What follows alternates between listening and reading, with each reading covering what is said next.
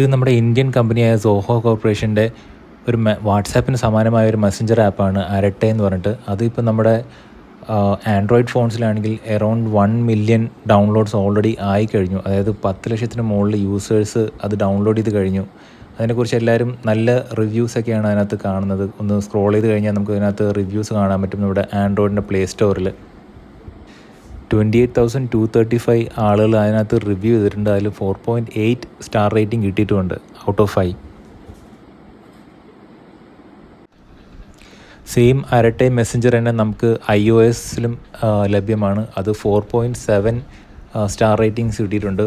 1500 പേര് അതിൽ റിവ്യൂ ചെയ്തിട്ടുമുണ്ട്. അത്യാവശ്യം നല്ല റിവ്യൂ തന്നെയാണ് iOSലും ഉള്ളത്. ഇനി ആൻഡ്രോയിഡിൽ എനിക്ക് ഈ ആപ്പ് ഉടനെ പെട്ടെന്ന് തന്നെ എനിക്ക് ഡൗൺലോഡ് ചെയ്ത് ഇൻസ്റ്റാൾ ചെയ്യാൻ പറ്റിയായിരുന്നു. പക്ഷേ iOSൽ എനിക്ക് ഡൗൺലോഡ് ചെയ്യാൻ പറ്റി. പക്ഷേ ഇൻസ്റ്റാളേഷൻ ചെയ്ത് കഴിഞ്ഞിട്ട് നമ്മുടെ ഫോൺ നമ്പർ കൊടുത്ത് വെരിഫൈ ചെയ്ത് കണ്ടിന്യൂ ചെയ്യുമ്പം നമ്മുടെ പേര് ചോദിക്കും. അവിടെ പേര് എൻ്റർ ചെയ്ത് കണ്ടിന്യൂ ചെയ്യുമ്പം കുറച്ച് ടൈം എടുത്തിട്ടുണ്ടായിരുന്നു അവിടുന്ന് കണ്ടിന്യൂ ആവാൻ. പക്ഷേ ആൻഡ്രോയിഡിൽ അങ്ങനത്തെ ഒരു ടൈമും ഒരു ലാഗോ ഒന്നും ഉണ്ടായില്ല. പെട്ടെന്ന് തന്നെയാണ് എല്ലാം കംപ്ലീഷൻ ആയത്.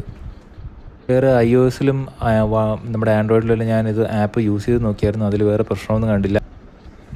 പക്ഷേ എൻ്റെ കോൺടാക്റ്റ് ലിസ്റ്റിലുള്ള വളരെ കുറച്ച് പേര് മാത്രമേ അതിപ്പോൾ യൂസ് ചെയ്യുന്നുള്ളൂ. അപ്പോൾ അത് കുറച്ചുകൂടെ എക്സ്റ്റെൻസീവായി യൂസ് ചെയ്തിട്ട് ഞാൻ അതിൻ്റെ റിവ്യൂ ഒന്നുകൂടെ ഇടാം.